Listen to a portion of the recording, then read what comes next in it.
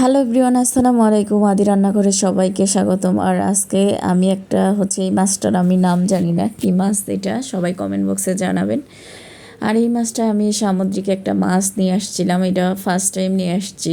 আর কখনো আমি এটা ট্রাই করি নাই, এমনিতে দেখেছি অনেকবার, কিন্তু আমি কখনো ট্রাই করিনি। আর কি নামটা সেটাও জানি না। আমি ওই লোকটাকে যখন কিনেছিলাম তখন ওনাকেও আমি জিজ্ঞাসা করি নাই যে এটার নাম কি।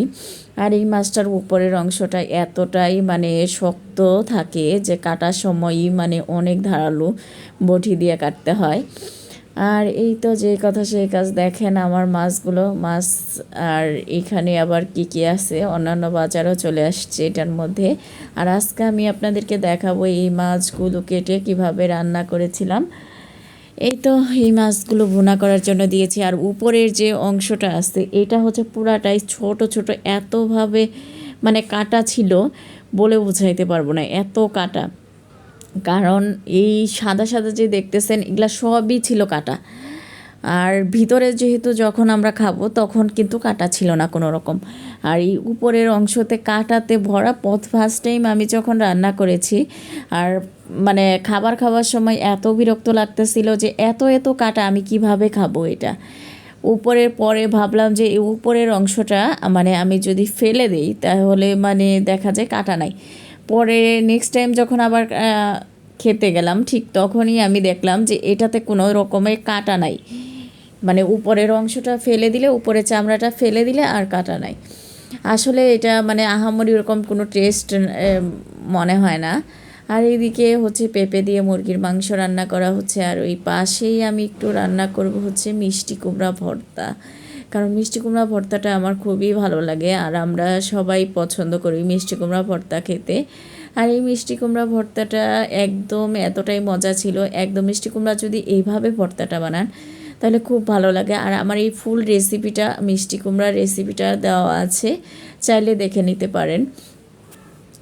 আর এরকম ভর্তা দিয়ে গরম গরম ভাত খেলে বেশ মজা হয়।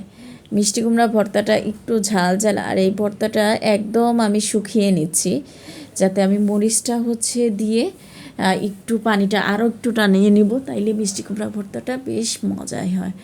কে কে কে কীভাবে মিষ্টি কুমড়া ভর্তা বানান অবশ্যই কমেন্ট বক্সে জানাবেন। আর এই মজার মজার রান্না খেতে হলে অবশ্যই একবার হলেও ট্রাই করে দেখবেন। আর এই মিষ্টি কুমড়া ভর্তাটা সবসময় আপনারা এভাবে বানানোর ট্রাই করবেন।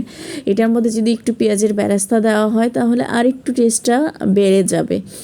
কারণ পেঁয়াজটা আমি একদম লাল লাল করে ভেজে দিয়েছি। আপনারাও চাইলে এভাবে ভেজে তাওয়াতে নিয়ে বা প্যানে নিয়ে, ফ্রাই প্যানে নিয়ে বসিয়ে আপনারা এটা রান্না করে নিতে পারেন।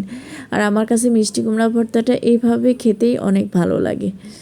আমি যদি একদম হাত দিয়ে মেখে ওইভাবে ভর্তা বানাই, দেখা যায় এতটা টেস্ট হয় না। আর এই ভর্তাটা একদম আঠালো হয়, একদম যতক্ষণ পর্যন্ত প্যান থেকে না উঠে আসছে ততক্ষণ পর্যন্তই আমি রান্না করে যাচ্ছি। আর আপনারা কে কীভাবে এই মিষ্টি কুমড়া ভর্তাটা বানান অবশ্যই কমেন্ট বক্সে জানাবেন। আর আদি রান্নাঘরের মজার মজার ভিডিও দেখে যাবেন। এই তো আমার পেঁপে দিয়ে মুরগির মাংস একদম রেডি হয়ে গেছে। ধন্যবাদ সবাইকে।